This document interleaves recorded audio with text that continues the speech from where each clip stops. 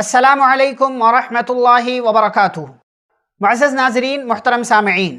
بات چل رہی تھی کہ کفار مکہ کی طرف سے نبی پاک صلی اللہ علیہ وسلم اور آپ کے صحابہ پر ظلم و ستم شروع ہو چکا ہے اور آپ صلی اللہ علیہ وسلم کو ستایا جا رہا ہے، آپ کے صحابہ کو پریشان کیا جا رہا ہے۔ اسی سلسلے کی چند باتیں آج کی اس ملاقات میں آپ کے سامنے پیش کی جا رہی ہیں۔ آپ صلی اللہ علیہ وسلم کے آس پاس رہنے والے کچھ لوگ ایسے تھے جو آپ صلی اللہ علیہ وسلم کو ستانے میں پیش تھے۔ ان میں آپ کا چچا ابو لہب، حکم بن ابی العاص، عقبہ بن ابی معیط اور اسی طریقے سے عدی بن حمرہ ثقفی اور ابن الاسدہ حذلی، یہ 5 لوگ تھے۔ یہ 5 کے 5 آپ صلی اللہ علیہ وسلم کے پڑوسی تھے، آپ کے ہمسایہ تھے۔ ان میں حکم بن ابی العاص کے علاوہ کوئی اور مسلمان نہیں ہوا اور یہ سارے لوگ آپ صلی اللہ علیہ وسلم کو ستایا کرتے تھے۔ آپ صلی اللہ علیہ وسلم کو اس قدر ستایا جا رہا ہے، اس قدر پریشان کیا جا رہا ہے کہ ایک مرتبہ آپ صلی اللہ علیہ وسلم حرم کے اندر نماز پڑھ رہے ہیں، بیت اللہ کے اندر آپ نماز پڑھ رہے ہیں اور ابو جہل اور اس کے ساتھی، اس کے رفقا بھی اسی مسجد حرام کے اندر بیٹھے ہوئے ہیں کہ اچانک ان میں سے کسی نے کسی سے کہا کہ کون ہے جو جائے اور فلاں علاقے سے فلاں گھر میں جو اونٹ ذبح کیا گیا ہے یا اونٹنی ذبح کی گئی ہے اس کی اوجھڑی لائے اور محمد پر ڈال دے صلی اللہ علیہ وسلم، جبکہ وہ نماز پڑھ رہے ہوں۔ سجدے کی حالت میں جب وہ پہنچے اور اونٹ کی اوجھڑی لا کر کے ان کے کندھے پر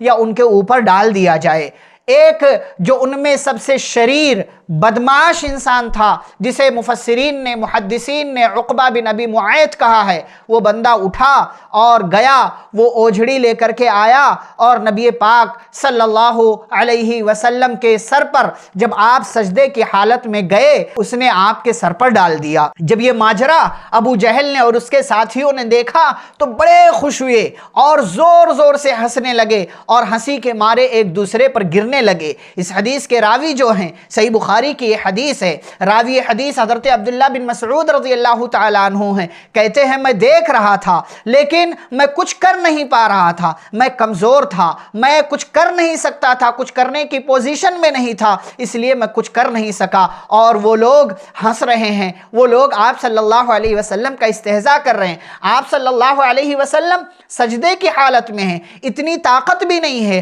آپ اتنی استطاعت بھی نہیں رکھ رہے ہیں کہ آپ خود سے وہ اونٹ کی اوجھڑی ہٹائیں اور سجدے سے آپ اپنا سر اٹھائیں۔ کسی نے فاطمہ رضی اللہ تعالی عنہا کو خبر دی، ابھی چھوٹی بچی تھی، بھاگتی ہوئی آئیں اور اپنے ابا، اپنے بابا کے سر سے انہوں نے اونٹ کی اوجھڑی ہٹائی۔ آپ صلی اللہ علیہ وسلم نے سجدے سے سر اٹھایا، نماز سے فارغ ہوئے اور پھر اس کے بعد آپ صلی اللہ علیہ وسلم کو جو تکلیف ہوئی تھی، آپ کو جو پریشانی لاحق ہوئی تھی، اتنی پریشانی آپ کو لاحق ہوئی کہ آپ کی زبان سے، جو رحمت للعالمین تھے، آپ کی زبان سے 3 مرتبہ یہ الفاظ نکلے، اللہم اللہم علیک بقریش، اللہم علیک بقریش، اللہم علیک بقریش، کہ اے اللہ قریش کو پکڑ لے، اے اللہ قریش کو پکڑ لے۔ اور آپ صلی اللہ علیہ وسلم نے 7 بڑے بڑے بدمعاشوں کا نام لیا،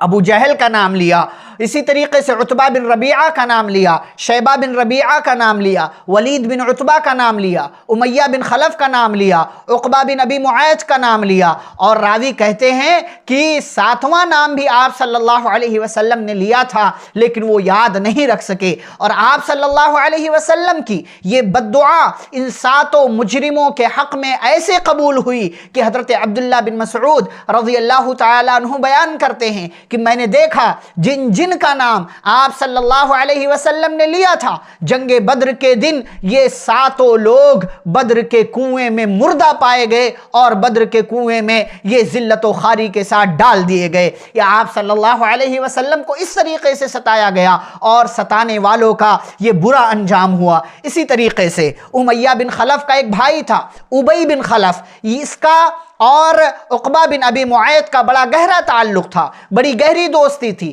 ایک بار عقبہ بن ابی معیط نے نبی پاک صلی اللہ علیہ وسلم کے سامنے وہ بیٹھا، نبی سے اس نے کچھ باتیں سنی۔ جب یہ بات ابی بن خلف کو معلوم ہوئی تو اس نے عقبہ بن ابی معیط کو ڈانٹا، سخت سست کہا، عتاب کیا اور کہا کہ جاؤ تم اپنی اس غلطی کا مداوع اس طریقے سے کرو کہ محمد کے اوپر تھوک کر کے آؤ صلی اللہ علیہ وسلم۔ بالآخر عقبہ گیا اور اس نے جا کر کے یہی حرکت کی۔ اس طریقے سے نبی پاک صلی اللہ علیہ وسلم کو ستایا جا رہا ہے۔ جو لوگوں کو سیدھا راستہ دکھانے کے لیے آئے تھے، لوگوں کو بری چیزوں سے، آفتوں سے، مصیبتوں سے، جہنم سے بچانے کے لیے آئے تھے، جنت کا راستہ دکھانے کے لیے آئے تھے، انہیں اس طریقے سے کفار مکہ ستا رہے ہیں۔ یہ تو پیارے نبی صلی اللہ علیہ وسلم کا حال ہے۔ مزید اس کے آگے بھی انشاءاللہ ہم مزید دیکھیں گے کہ اور لوگوں نے کس طریقے سے نبی کو ستایا، نبی کے صحابہ کو ستایا۔ انشاءاللہ اگلی ملاقاتوں میں یہ باتیں ذکر ہوں گی۔ والسلام علیکم ورحمۃ اللہ وبرکاتہ۔